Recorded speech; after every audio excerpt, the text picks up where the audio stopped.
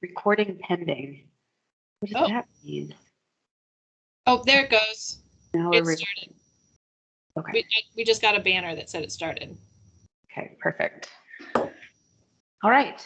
Well, formally, officially, welcome to our session on Changemaking 101. I am Renee Sedlacek Lee. I'm Director of Community Engaged Learning here at Drake University. And we are joined by our guest, Susan Sanning, who you can give your title, from Grinnell College. She can introduce herself in a moment.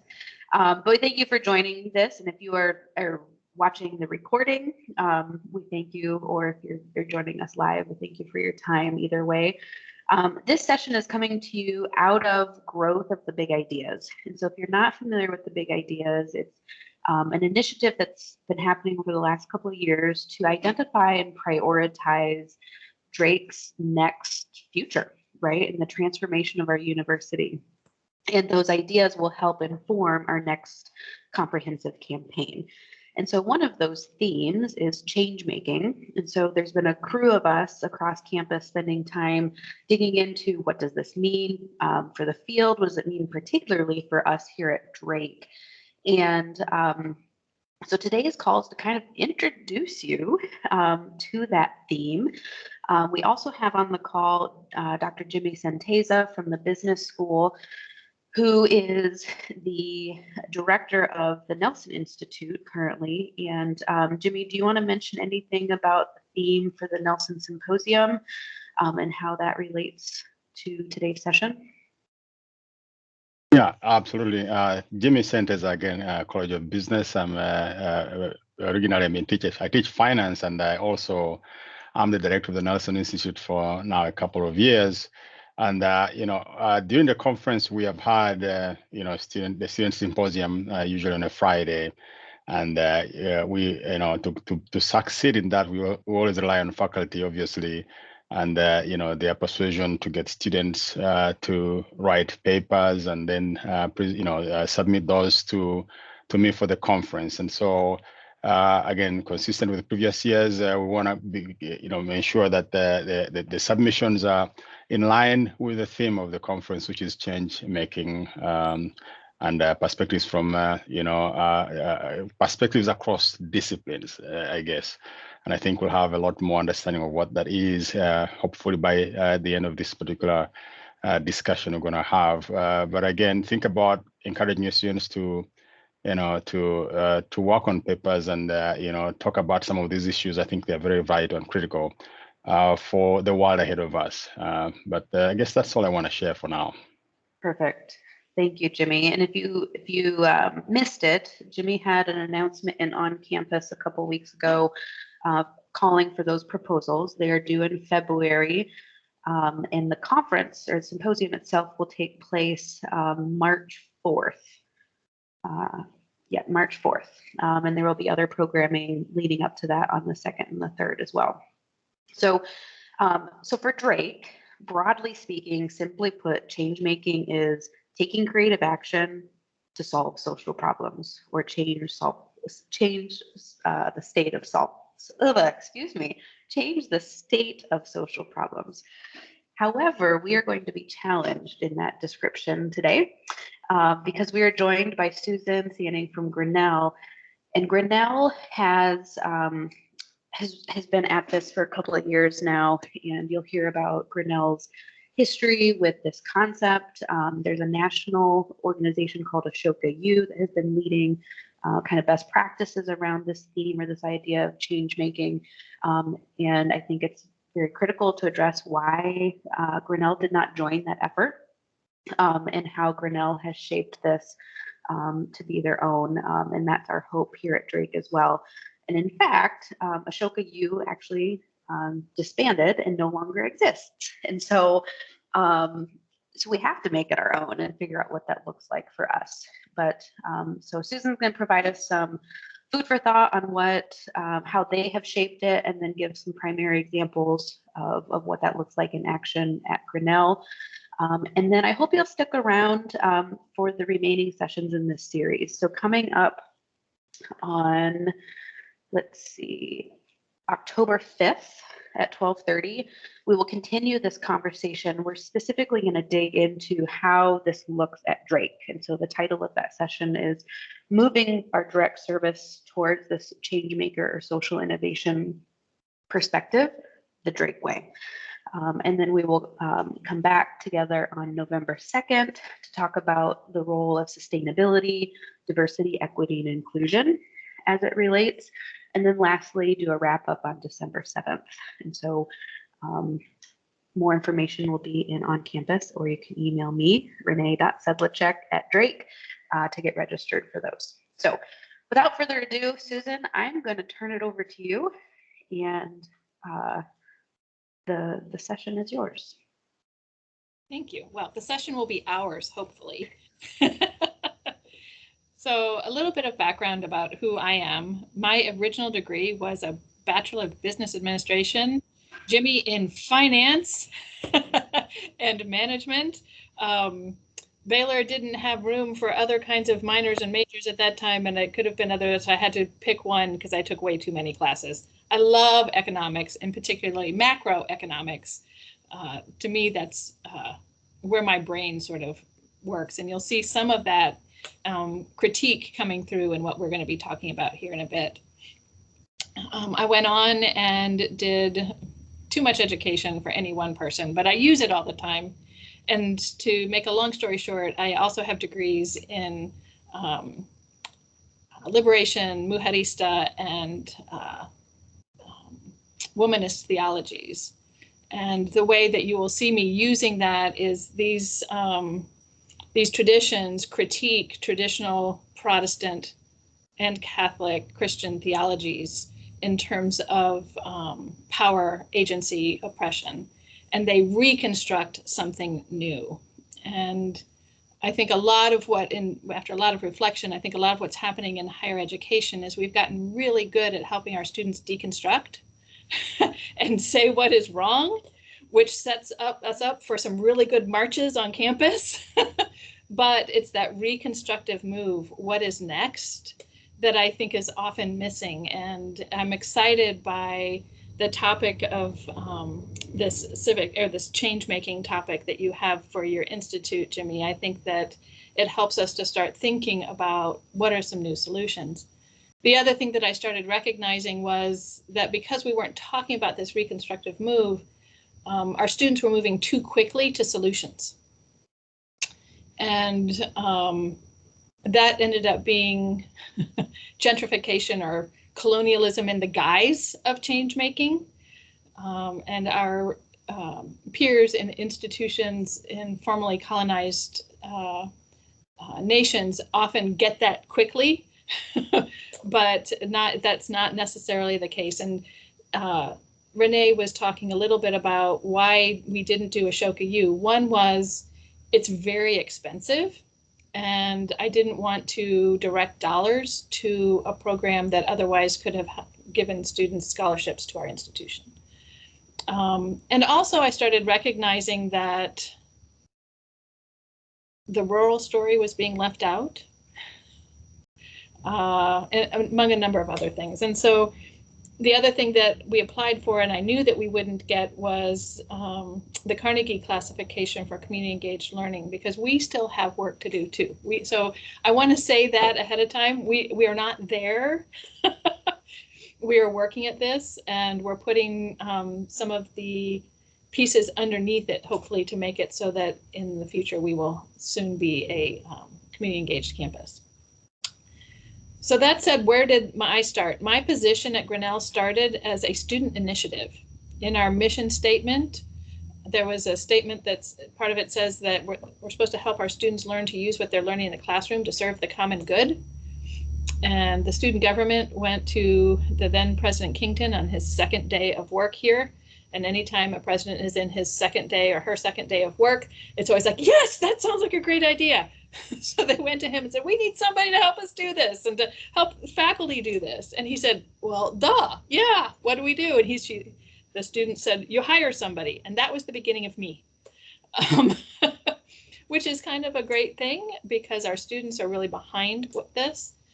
And I originally reported through our diversity, equity, and inclusion office.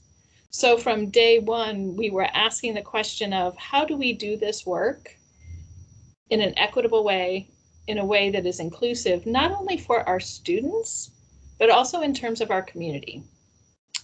And that's when we really started thinking about how do we do this well? What does that mean? How do we talk about this? And so we started talking about service and social innovation. And what we realized very quickly was that that step was too complicated. Because again, it wasn't addressing the fact that changes needed to be made. What are the pieces of social innovation? How do we start to understand that? How do we do that in such a way that is equitable? And so that's how we got to where we are now. There are some fabulous things happening in the classroom. There are some fabulous things happening with independent research and community-based participatory research. And like you, I am now contemplating a symposium for all this work. So we have some things in common. I think with that, Renee, is there anything else that you would want me to bring up in that? Is that helpful enough?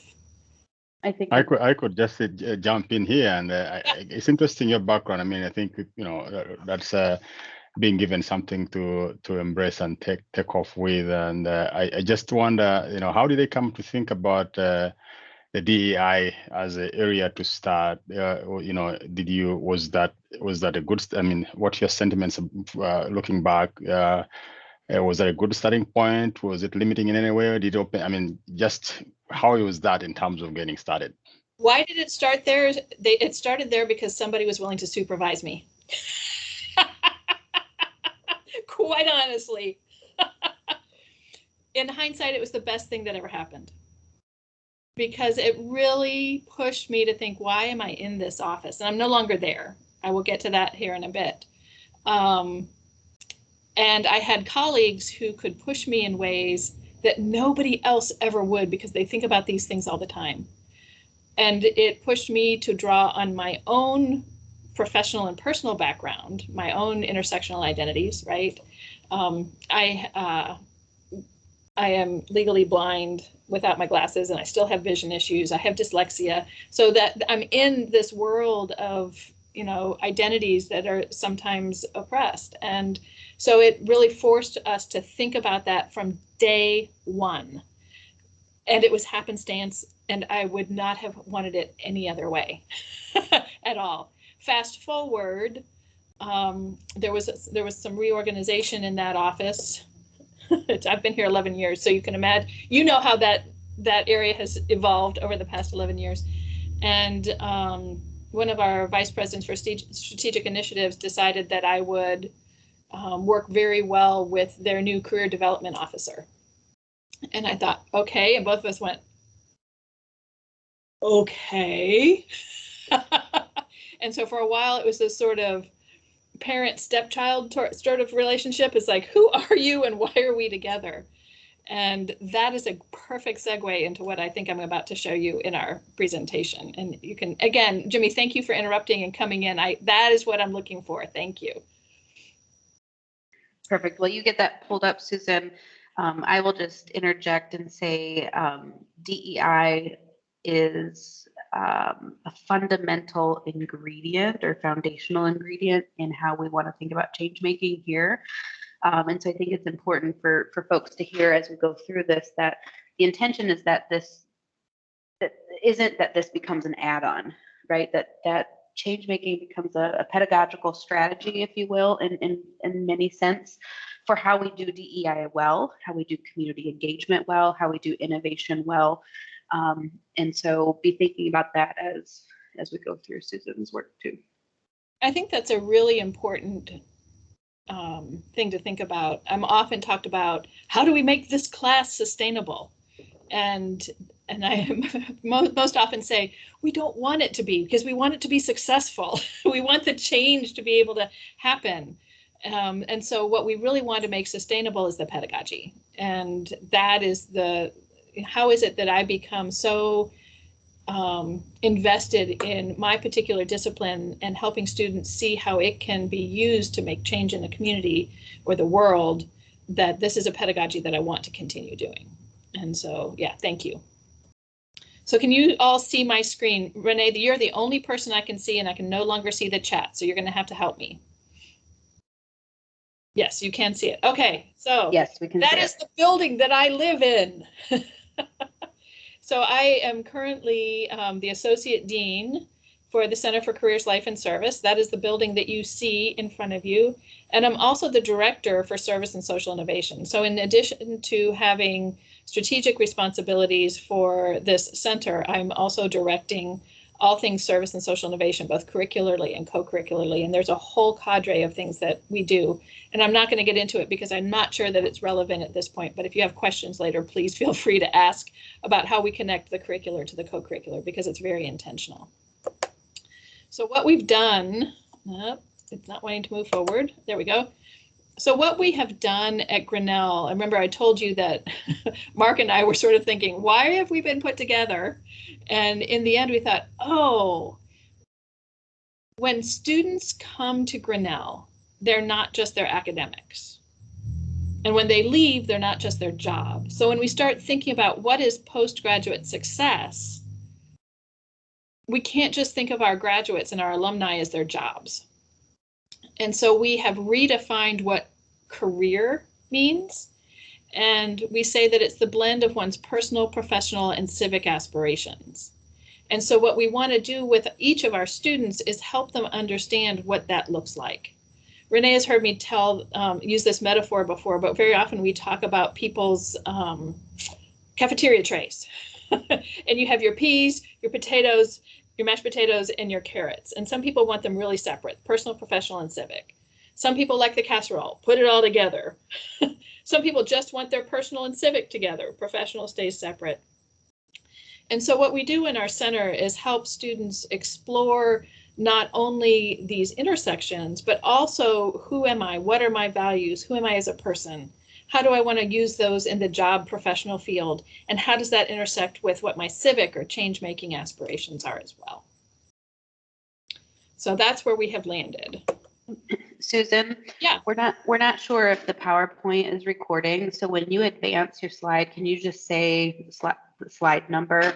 We'll send out the slide separately for those watching the recording. I'm just switched to slide number 3. I was on slide number 2 that had the definition of career. Thank you. So when we're working with part of my portfolio is working with faculty to develop and implement community engaged learning activities. And a lot of institutions will say, in order to work with whomever is in Renee and my position, the class has to look like X. And you have to do all of these things in this way and use this particular pedagogy. That's not where we start. This is where we start. We start with our core values for community engaged learning.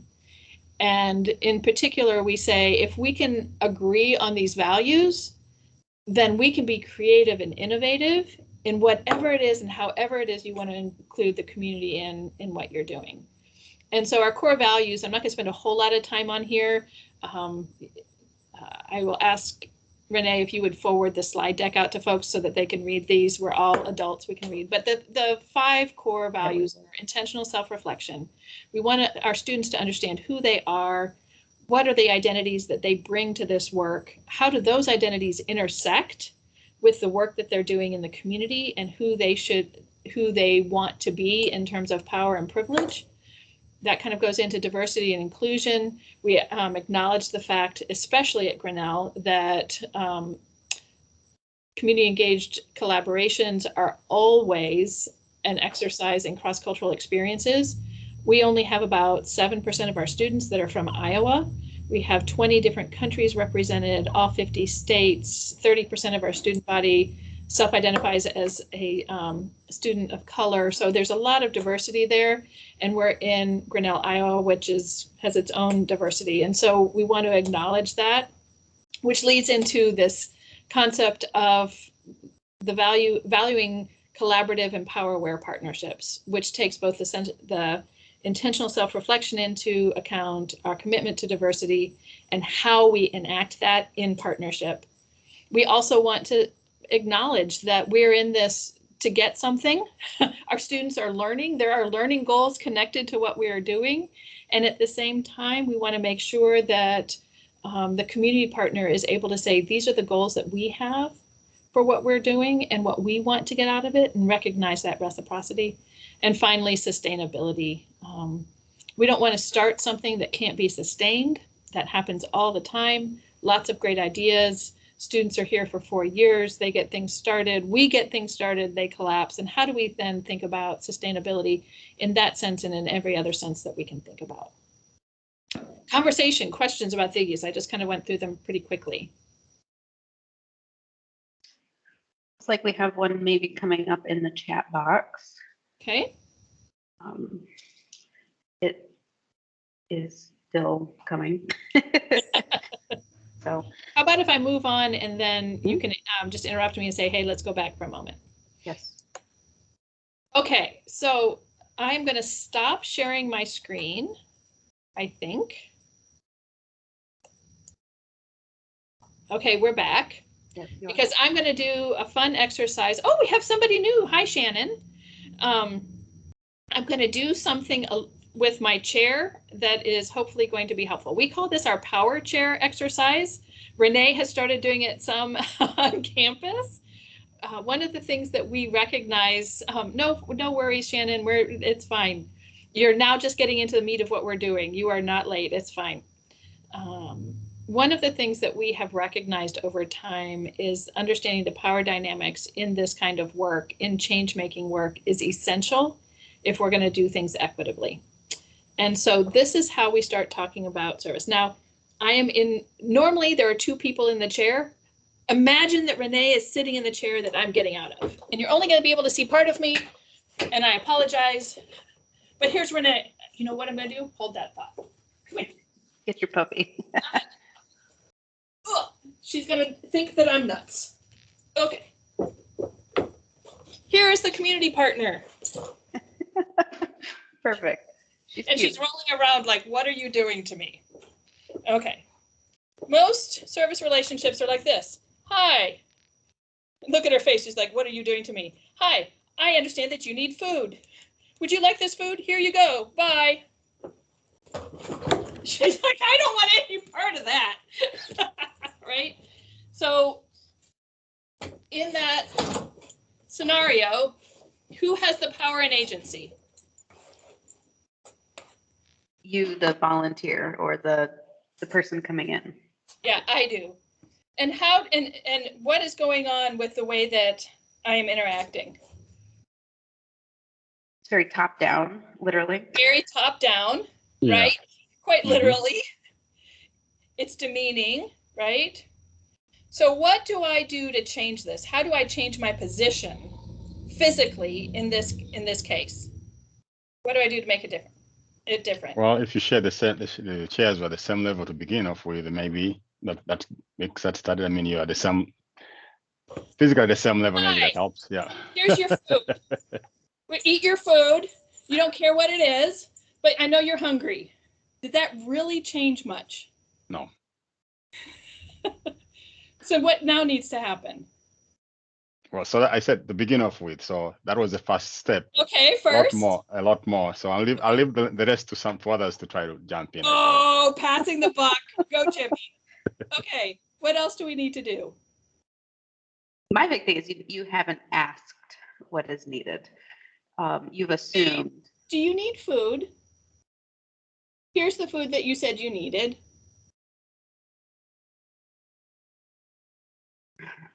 Okay, Well, Renee, now what? Now what's the problem?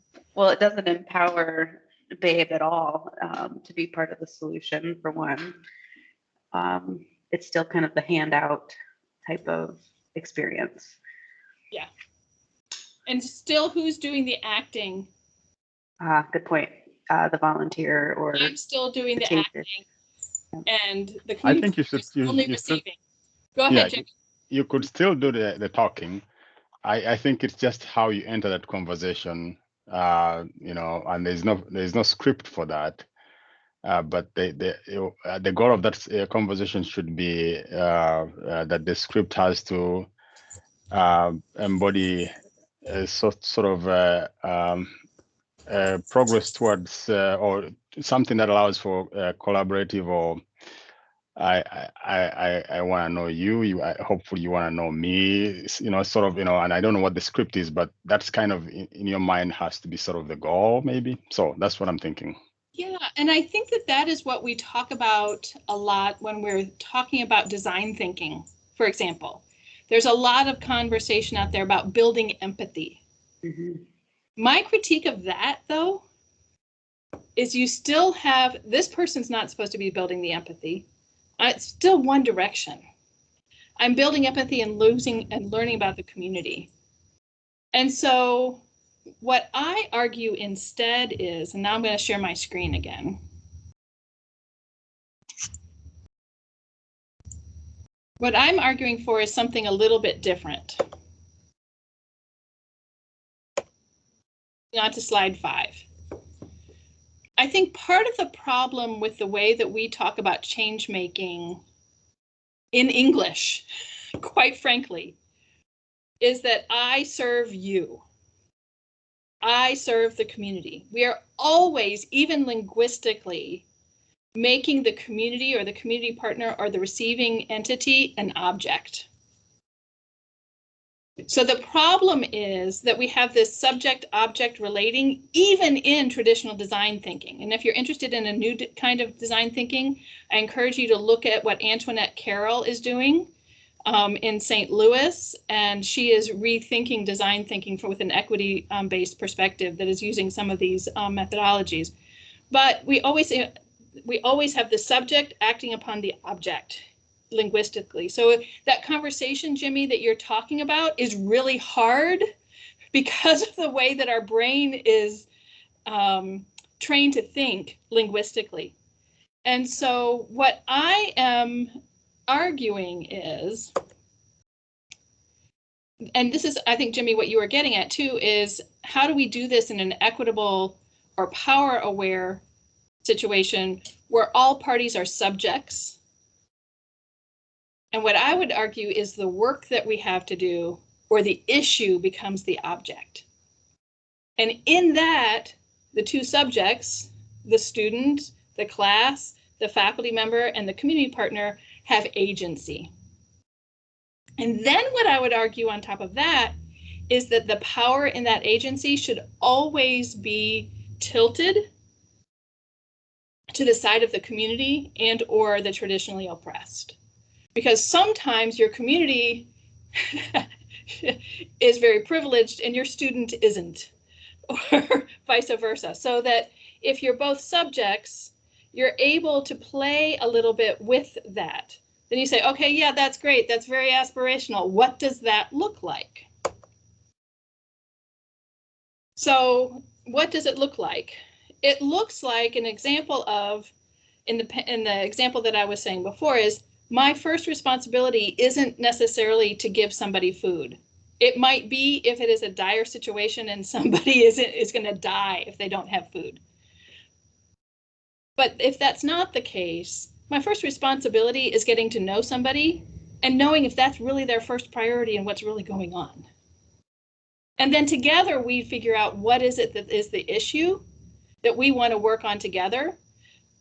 Each party has different kinds of expertise in. And the idea of the food is I am my own best expert in terms of what I need in terms of food versus you, right?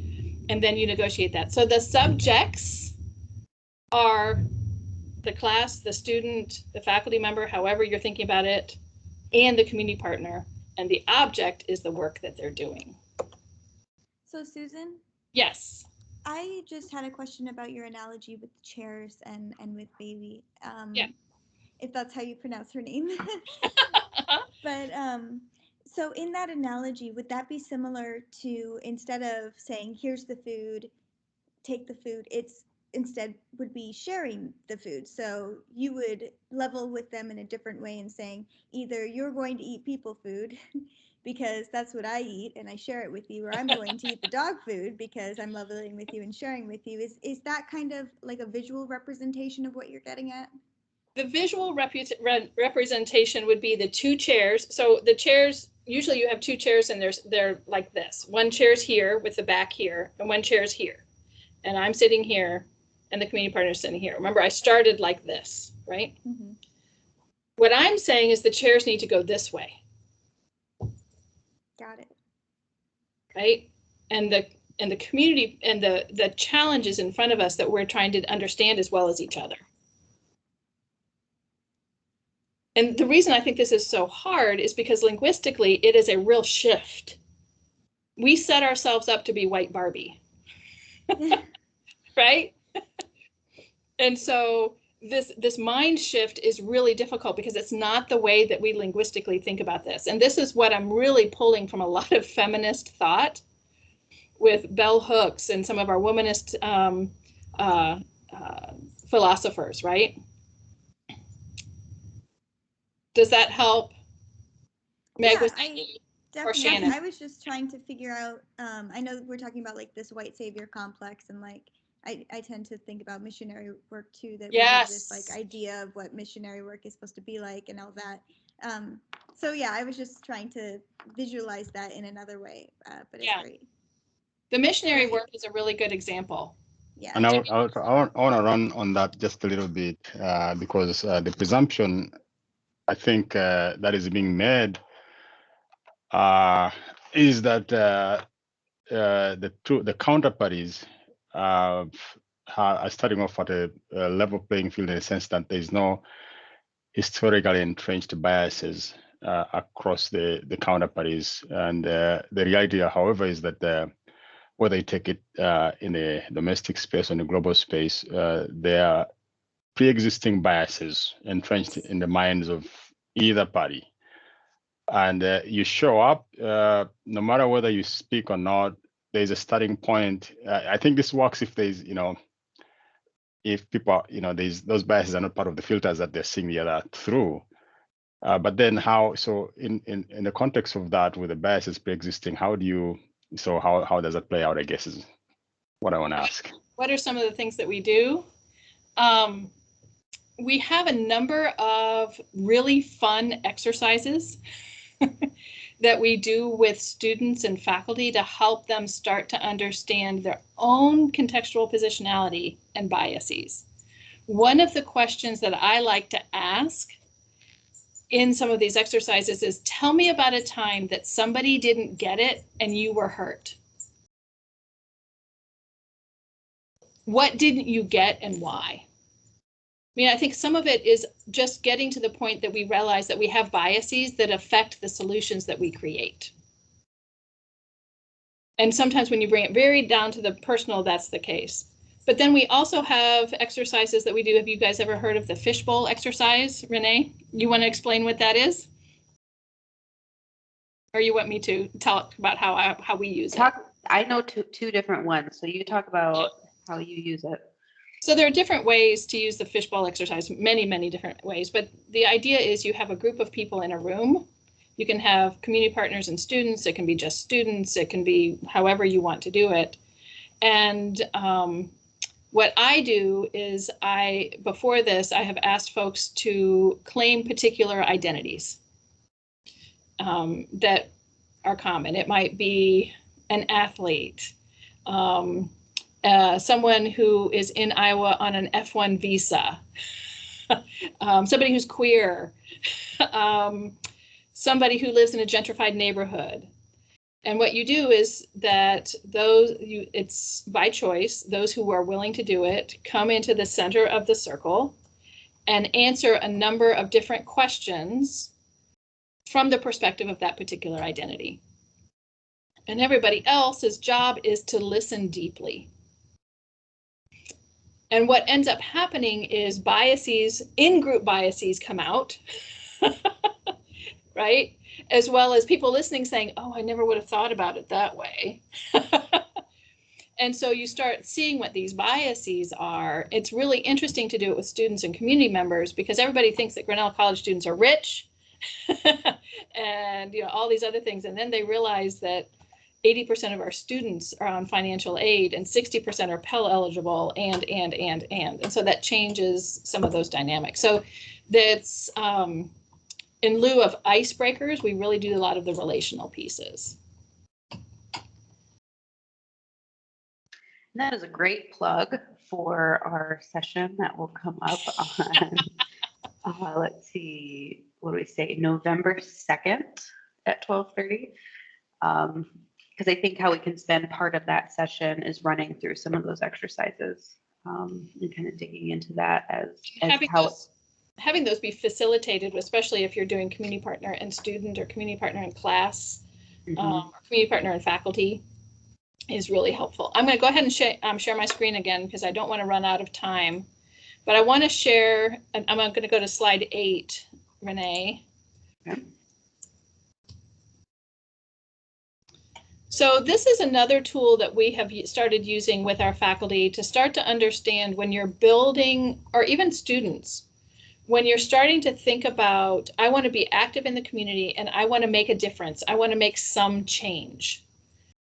What does that look like? And what are the areas that I can think about when I'm putting together my idea? All 3 of these circles, service, activism, and systems thinking, can exist apart from each other. What I've done here is put them together so that we can start thinking about how they intersect. So if I'm talking about service, and we're going to go back to the food example, service is that direct service, making sure that somebody has food. And what that does is it builds empathy between individuals. If I'm thinking about activism and service together, the activism that I'm doing is making sure that others know that service is important, or excuse me, that food is important, that people need food, right? Systems thinking is saying, why do people need food? What are the systems at play that undergird food insecurity? If I combine systems thinking with activism, then my activism is more about helping folks think about what systems are the problem and need to be changed, right? If I'm putting service, direct service, activism, both in terms of systems thinking and service, and systems thinking all together, then we get what I call a social innovation, because all of those pieces need to be in place. And remember that we do this through a lens, a DEI lens, right, with all the power and privilege pieces. And what's helpful here is that when you're thinking about adding a social change aspect or community engaged aspect to your class, it might not be that you're aiming for all of what we're calling social innovation. Maybe the change is minor and making sure that people in a community have food. It's still about change, but it's not necessarily about social innovation. Or it might be, I'm thinking about social entrepreneurship. It might be about creating a service or a product that changes things. And I'm not doing any activism related to it. And I'm not doing any systems thinking, but it is still social entrepreneurship, right? Or that kind of thinking. But when I start thinking about activism and how that pulls into it, systems thinking and how that pulls into it, then we can actually start thinking interdisciplinarily. We can start thinking about what can happen. And it's easier to think about, okay, I'm just going to think about change making in terms of illuminating systems. And then maybe I'll add an activism piece to it, and there'll be infographics so that others can understand what's going on. And really the direct service, I don't have time for in my class or in my research. Or it might be a combination of systems thinking and service. We're going to understand the systems because we're going to understand humans at the same time and what they need immediately. So this is what I have found is so helpful when we're thinking about components of change making. Because what we started realizing is that we went too quickly to social innovation and went from service to social innovation, but there's these other pieces coming in here. And we found that by breaking these things apart, it's a lot easier to think about what can I do sustainably, remember our core values, what can we do sustainably given the time constraints that we have, given the fact that we want to do this in an equitable way, et cetera, et cetera, et cetera. And so what we can also think about is, I talked about the individual empathy for service. Social empathy starts coming in when I start realizing that this isn't just an issue for one human being, but it's a larger issue. And then we start thinking about contextual empathy when we start thinking about systems. Okay, that was a lot. I'm going to come back to the faces.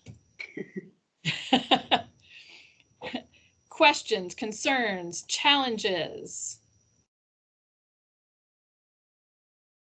Helpful, not helpful. Go back to the PowerPoint, Susan.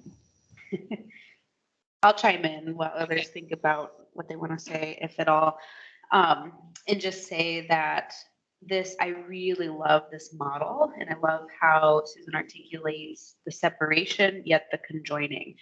And so one thing that I'm trying to work towards here at Drake is this idea that triad could happen in a class.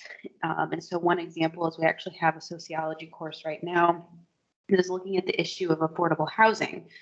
And their students, it's an interview course. So it's an interview methodology or a methods course for sociology students. And they'll be learning how to interview by working with clients or formerly clients of affordable housing agencies here in Des Moines. The service that they're providing is the fact that they're going to be unearthing the life history or oral history of these folks and providing that as insight to the organizations. The activism piece is that this is a hot topic issue right now here in Des Moines. And so what we're looking for is either potentially policy briefs that could come from this, letters to the editor type of pieces, etc.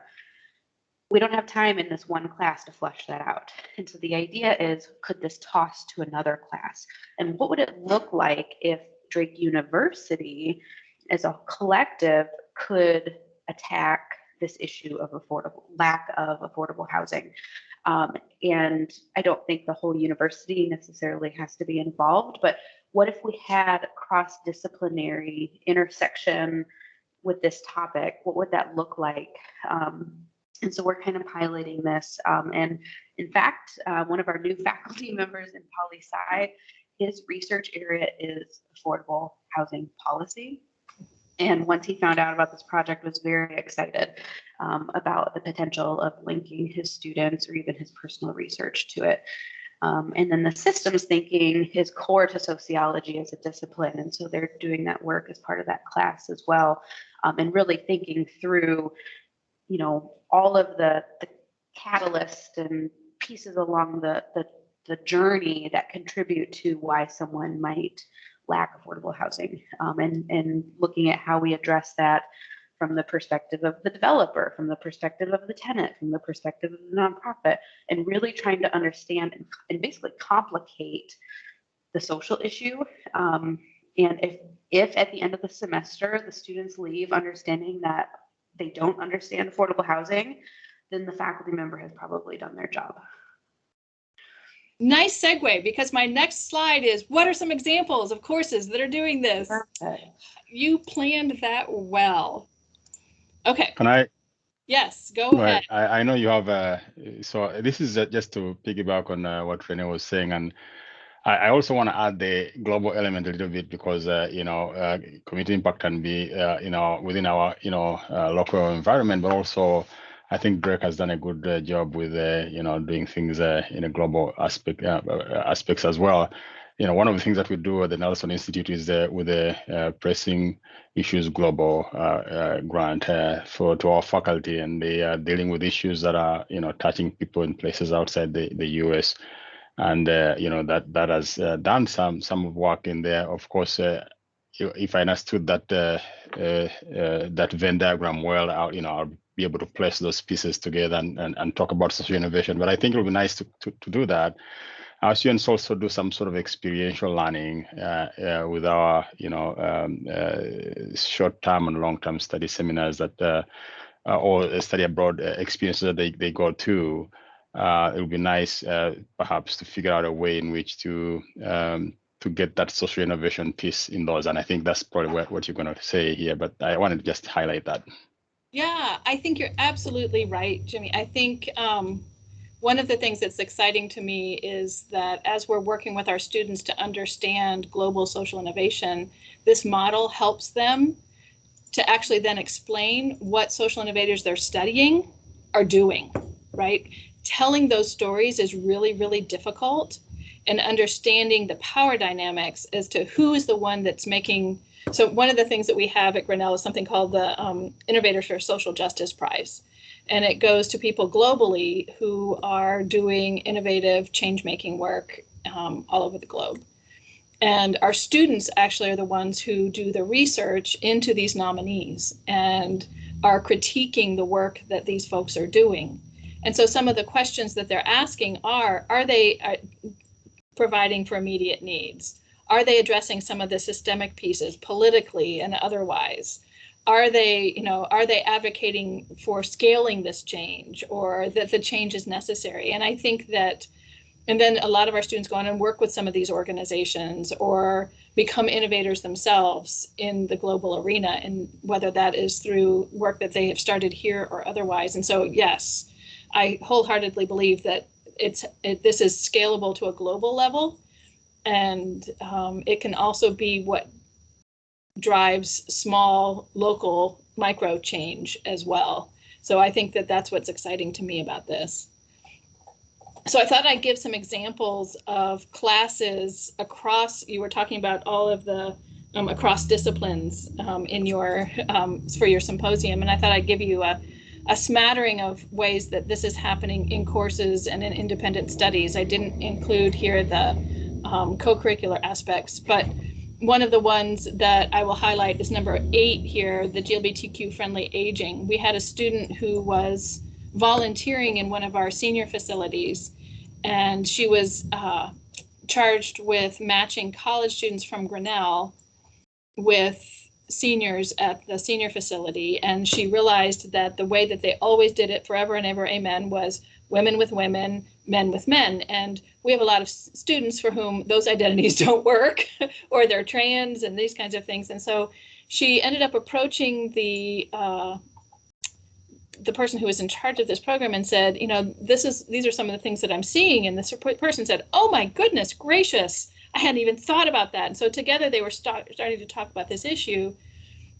And now the student, one of our sociology professors, the supervisor, and the executive director of this organization are doing an audit of the facility to think about how can we think about aging and being GLBTQ friendly, because it's not something that there's a lot of research out there on. And what the executive director is excited about is that it will put his organization on the map, right? What the program director is excited about is that she wants her program to be more inclusive, right? And so they're looking at human resources policies, all kinds of things, and using the systemic lens of sociology to do, and gender, women's sexuality studies, both, to do some of this. And so I think that that's an interesting example. The Coding for a Cause is an interesting example too. This is a computer science course that is undergoing a few transitions as we speak. They're moving towards community partners identifying a challenge that they have, the students helping them collect the data they need to visualize that problem, and then coding data visualizations so that the organizations can advocate for change. So that is one that, if it's not necessarily, it is service because they're creating a product, right? It's activism and systems thinking. And so we often don't think about something like that being social innovation. What's interesting here too is that it's clear that this work can't be done in a semester. It will sometimes take a year, maybe more, in order for this to come full circle. And so the students are starting the project in one course. They have to leave it in such a way that the students in the next course can pick it up. So they have to learn about project management transitions, which in and of itself is one of those soft and hard skills that our employers are also wanting. So there we come into some of that reciprocity that we were talking about in terms of values. We have only a couple seconds left. Are there any other of these that you want to talk about, or any or is there anything else that you would like to bring to the fore in this conversation today? And feel free to chime in. I'm going to stop sharing my screen.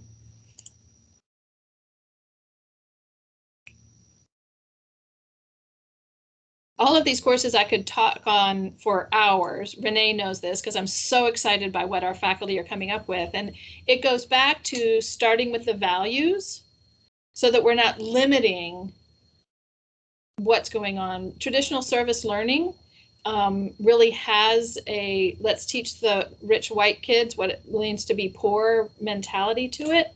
And we're trying to break that mold by saying instead, here, let's agree to these values and be creative in the ways in which we can do change making in an equitable way.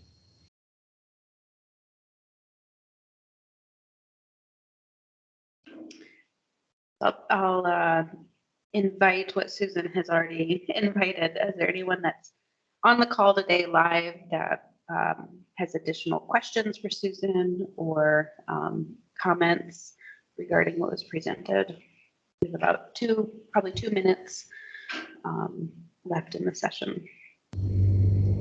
I have a question I'd like to ask both Renee and Susan, and that's if at either Drake University or at Grinnell, if we have courses specifically targeted towards our change-making core ideas, whereas like it may be a class coded towards sociology and gender studies, but then does it also have a separate coding that aligns with this change-making idea and this value? So that way we can have building blocks of change-making cross courses, kind of what Renee had talked about a little bit with the housing issue.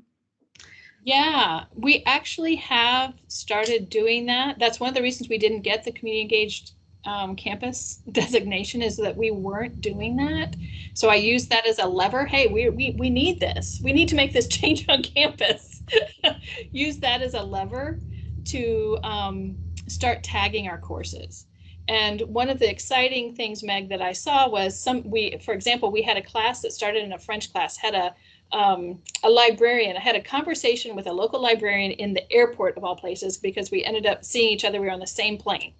And she said, Susan, our kids are only checking out books about little white kids. And we have all of these problems that are going on because of what's happening at the state level in terms of what our teachers can and can't teach. And I feel like the libraries can help move some of this. Long story short, French teacher came in, taught a class, and they did a French story time with books from Senegal, so that the protagonists in the story were Black Senegalese protagonists, and the stories were in French. And they did a really dynamic story time with the children so that they could start to understand the French and the Black diaspora and some of these kinds of things. It went over like gangbusters. We did this during COVID, and so it was online. And so there were kids from our community and other communities that were coming in, some of whom were native French speakers, and some of our Senegalese refugees in the community and joined in. People said more and more and more and more and more. And so now a dance professor is doing something called dancing story time, taking the theme and doing embodiment pieces with it as well. So yes, the tagging was key to that, but the other key component was having somebody who knew more than what was in the course catalog, but how things were happening, and doing that liaising to make sure that, because I heard Celeste saying, I really want to do something like, and so it was putting her together with Marion and the librarian and continuing it and making it a bigger program. And so now it's also now working with our Office of International Student Affairs, and we're bringing in students from all over the world who are doing some of these things too. So that's an example of how the curricular goes into the co-curricular, goes back into the curriculum. Mm-hmm. And we have something called Service Learning Work Study, where our students can actually help our community partners make those bridges as well. Mm-hmm. And just quickly, Meg, I'll say we do have a tagging system for community engaged learning courses.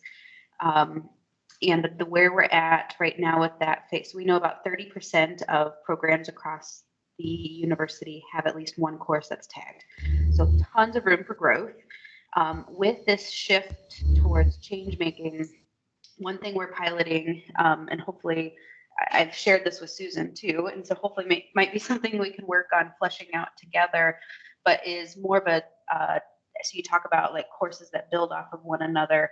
We've kind of been exploring a 4-stage, what I call development model, where we could we could scaffold courses or scaffold co-curricular experiences developmentally as well as around the Changemaker competencies and things, so that we're not just throwing students straight into solution finding, for example. And so the what I'm looking at for our words, and this will change, but just simply exposure, and how do we expose them to the issues and the place being here in Des Moines, engage, like, so that's where maybe just more traditional service courses could come in, and then action and innovation being a third stage, and then fourth, really putting an emphasis on work integrated experiences and professional preparation.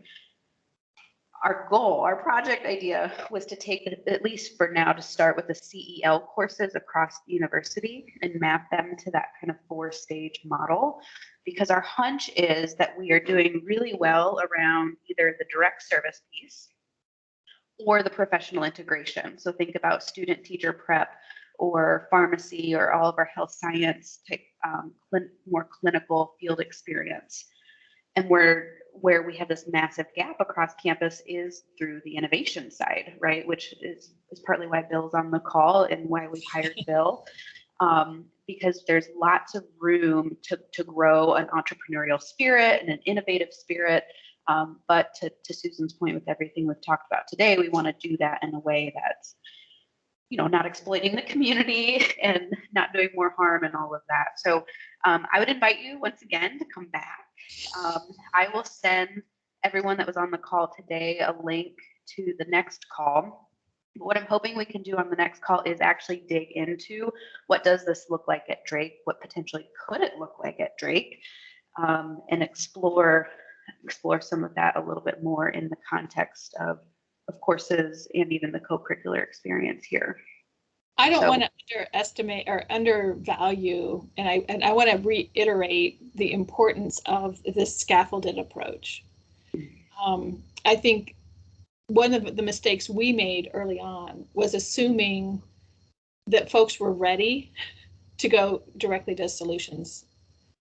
And it's that scaffolded, okay, how do I get to know this community? What do they need in terms of immediate needs? How can I start thinking about what those are? How does this relate to others? How can I be an advocate or an ally? That's our second stage. It's more, what does it mean to start thinking about all of this then in terms of systems?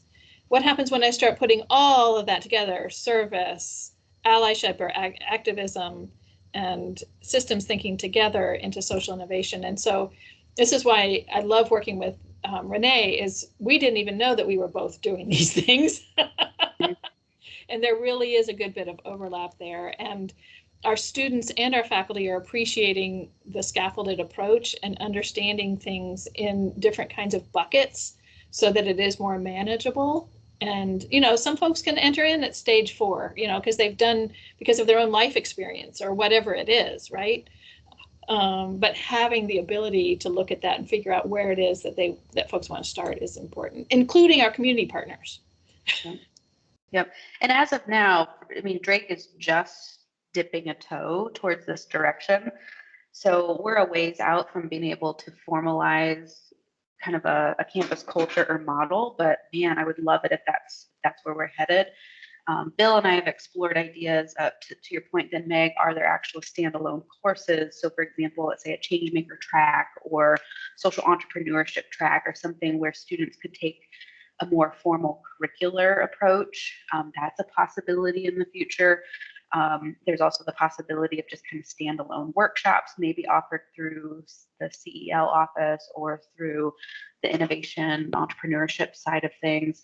So tons of possibility. I think the thought I leave you with is what role do you want to play? And how can you take this information into your own sphere of influence and circle, because there is no set way that we're doing this. It really is that motto of, if we build it, it will come. And so that's part of the reason for the call today, is just to start to put the feelers out there. Who's interested in this kind of thing? What resonated with you on today's call that makes sense that you're thinking about for your work, or ideas you have for the university? And I invite you to stay in conversation with me Bill's on the Changemaker leadership team as well. And so you can always reach out to Bill Adamowski as well. And Susan, do you want to put your contact information in the chat? Maybe you're already doing that. Okay, That's exactly what I was doing. That's cute. So Susan, I was going to volunteer you without even asking, because I know your personality is super accessible and passionate about this work as well. And so if you have additional questions after this call, I'm sure she'd be welcome to an email. And so her email address is sannings@grinnell.edu. So with that, I'm going to conclude our session, because I know people have things to get off to.